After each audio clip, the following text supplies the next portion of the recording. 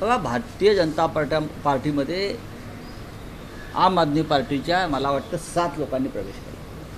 त्यात राघव चड्डा, स्वाती मालीवाल हे 2 लोक पक्षापासून आधीच तुटलेले होते. तिसरे माझ्या माहितीप्रमाणे मित्तल आहेत, संदीप. त्यांच्यावर 4 दिवसापासून ईडीच्या धाडी पडतायत. उद्योगपती आहेत, त्यांच्या शैक्षणिक संस्था आहेत, धाडी पडल्या, पळून गेले. पाठक आहेत, त्यांच्यावरती काही कारवाई ईडीनं सुरू केली, ते पळून गेले. शेवटी भारतीय जनता पक्ष याच पद्धतीनं आपली भूक भागवतो, आपला पक्ष वाढवतो.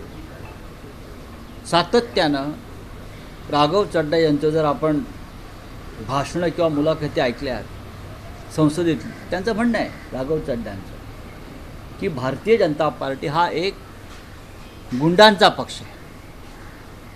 भारतीय जनता पार्टी पक्ष हा गुंडांचा आणि भ्रष्टाचारांचा पक्ष आहे आणि त्या पक्षामध्ये मी कधी जाणार नाही, हे राघव चड्डांचं वारंवारचं वक्तव्य आहे.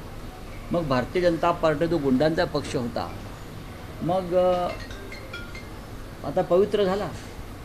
आणि ज्याने तुम्हाला गुंडांचा पक्ष म्हणाले राघव चड्डा, तर राघव चड्डाला घेऊन काय तुम्ही काय त्याला वॉशिंग मशीनमध्ये टाकलं?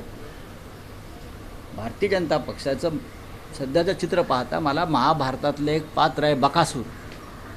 त्या बकासुराची आठवण येते. बकासुराची भूक कधीच भागत नव्हती, जे मिळेल ते खायचा, दगडधोंडे पण खायचा, बरं का, आपण भूक भागत नव्हती.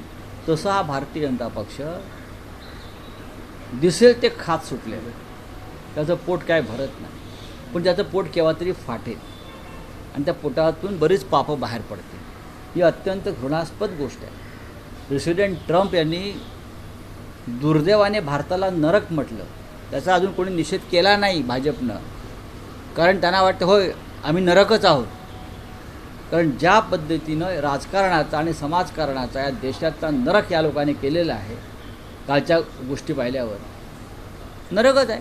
एका पक्षातून निवडून यायचं, एकमेकावरती चिखलफेक करायची आणि त्याच लोकांना तुम्ही आपल्या मांडीवर बसवायचं, आपल्या पक्षात घ्यायचं. त्याला काय म्हणाल तुम्ही? नरक नाही तर काय म्हणाल?